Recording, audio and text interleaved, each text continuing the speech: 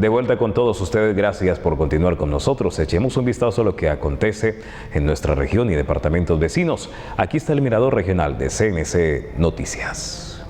En una operación conjunta del CTI de la Fiscalía, la Policía Nacional y la Armada Nacional dieron captura a 14 miembros pertenecientes a una empresa ilegal dedicada a la minería ilegal en el suroccidente del país, quienes tenían circular azul de Interpol. Permitió la captura de 14 personas por los delitos de explotación ilícita de yacimiento minero, contaminación ambiental, concierto para delinquir y financiación al terrorismo.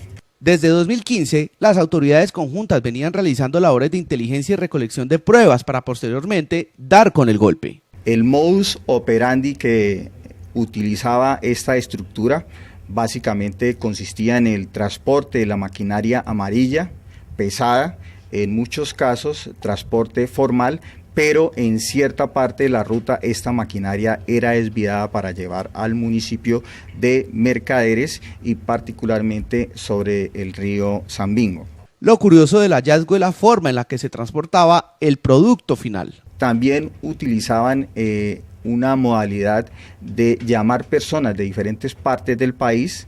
Estas personas posteriormente eran instrumentalizadas cuando la fuerza pública y todas sus instituciones llegaban a realizar precisamente estas operaciones de control y la instrumentalizaban para que lograran detener los diferentes procedimientos de la fuerza pública. Se lograron incautar 4.000 gramos de oro, avaluado en más de 400.000 millones de pesos. Es la mayor incautación de 2016 en materia de explotación indebida de recursos naturales.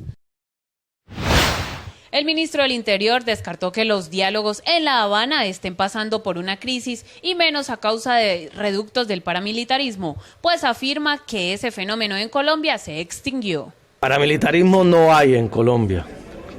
Hay unas bandas criminales, algunas de ellas sucesores de los grupos paramilitares, crimen organizado, narcotráfico, minería ilegal, que está generando mucho daño en algunas regiones de Colombia. No es un secreto que en diversas regiones el conflicto armado sigue cobrando la vida de inocentes y restringiendo la libre movilidad de civiles, y quienes realizan dichas acciones son presuntos ex paramilitares, hoy denominados BACRIN. Ayer hicimos una reunión con el fiscal general de la Nación.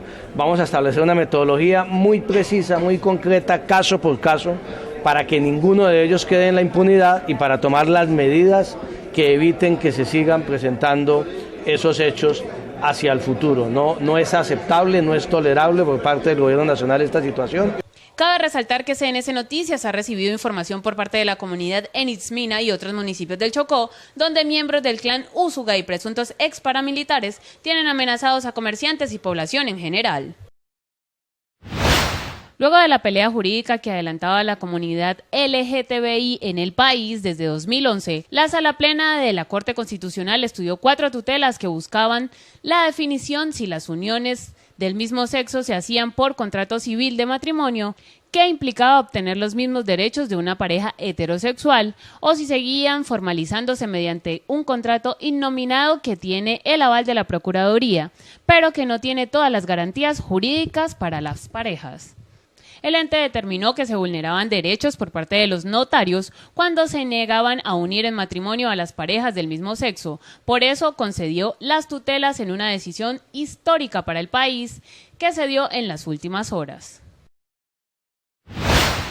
El senador por el Partido Alianza Verde y exintegrante de la cúpula del desaparecido grupo al margen de la ley Movimiento 19 de Abril M19, Antonio Navarro Wolf, enfatizó con una controvertida declaración sobre un posible acuerdo de negociación de paz con las bandas criminales. Ni por el más, ni por el menos, ni por el patas. No, señor. ¿Y eso por qué? Pues porque no son delincuentes políticos, su motivación es el lucro, es el enriquecimiento, es volverse cada vez más millonarios. Son delincuentes comunes. A su vez argumentó la diferencia entre el proceso de La Habana con las FARC y un eventual proceso de paz con grupos emergentes de autodefensas. Son organizaciones de origen distinto, de historia distinta y de comportamiento distinto. No.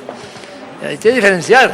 Eso es una cosa antigua en los códigos penales del mundo entero, entre el delito político y el delito común. Las BACRIN son delincuentes comunes. Mientras las voces de los parlamentarios se hacen escuchar referente a esta posibilidad, el gobierno nacional adelanta gestiones para que el ELN se encamine en favor del fin del conflicto.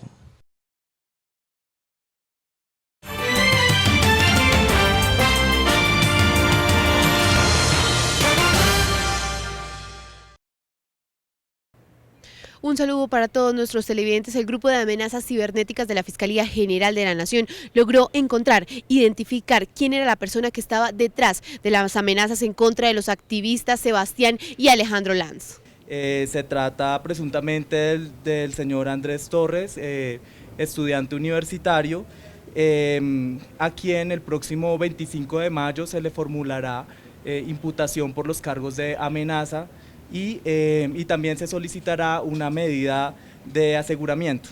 Bueno, básicamente lo que ocurre es que existe una red social gay.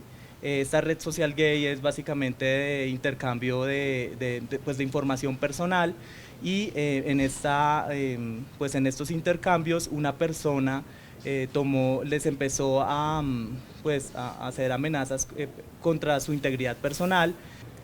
Andrés Torres actualmente está estudiando Ciencias Políticas en la Universidad de los Andes y también trabaja en la Comisión Quinta de la Cámara de Representantes. Es hijo de un reconocido diputado del Quindío. Andrés Torres tendrá que responder por el delito de amenaza agravada. Esta es toda la información desde el búnker de la Fiscalía en Bogotá, informó Paula Bolívar, Noticias RPTV. Y con estas informaciones nosotros llegamos a la parte final, televidentes. A ustedes 1000 gracias por acompañarnos en nuestra emisión central. Estaremos de regreso en punto de la mañana de este viernes, 6:30, con todas las informaciones. Feliz noche para todos.